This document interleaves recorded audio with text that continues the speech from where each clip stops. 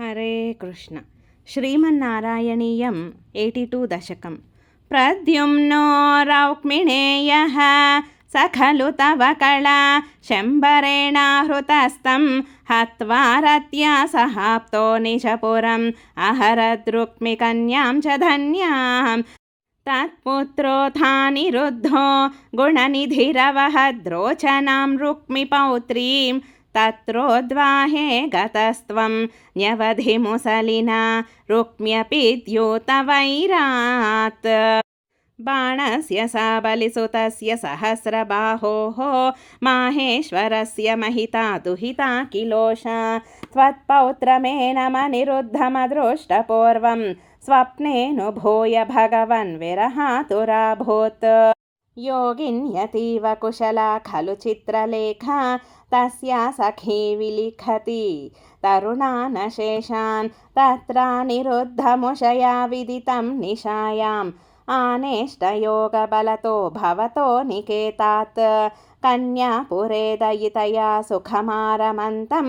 चैनं कथञ्चन बबन्धुशिशर्वबन्धौ श्रीनारदोक्ततदुदन्तदुरन्तरोषैः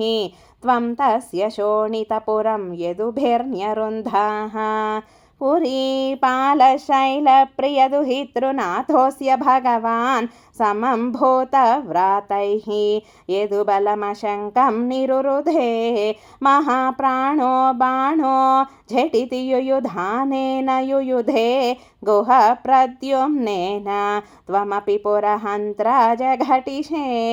निरुद्धाशेषास्त्रे मुमुहुषि तवास्त्रेण गिरिशे धृता भूता भीताः प्रमथकुलवीरा प्रमथिताः परास्कन्दस्कन्दः कुसुमशरबाणैश्च सचिवः सकुम्भाण्डो भाण्डं नवमिव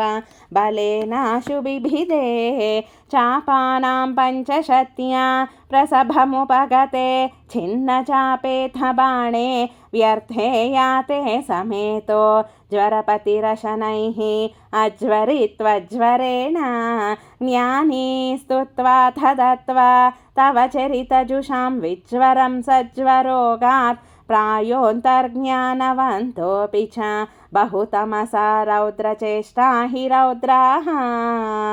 बाणं नानायुधोग्रं पुनरभिपतितं दर्पदोषाद्वितन्वन् निर्लोनाशेषदोषं सपदि बुबुधुषा शङ्करेणोपगीतः तद्वाचा शिष्टबाहुद्वितयमुभयतो निर्भयं तत्प्रियं तं मुक्त्वा तद्दत्तमानो निजपुरमगमः सा निरुद्धः सहोषः मुहुस्तावच्छक्रं वरुणमजयो नन्दहरणे यमं बालानीतौ दवद्दहनपाने निलसखं विधिं वत्सस्तेहे गिरिशमिह बाणस्य समरे विभो विश्वोत्कर्षे तदयमवतारो जयति ते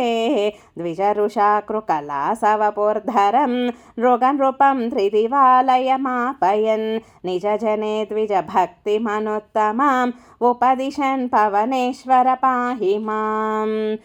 श्रीकृष्णाय परब्रह्मणे नमः. नारायण अखिलगुरो भगवन् नमस्ते.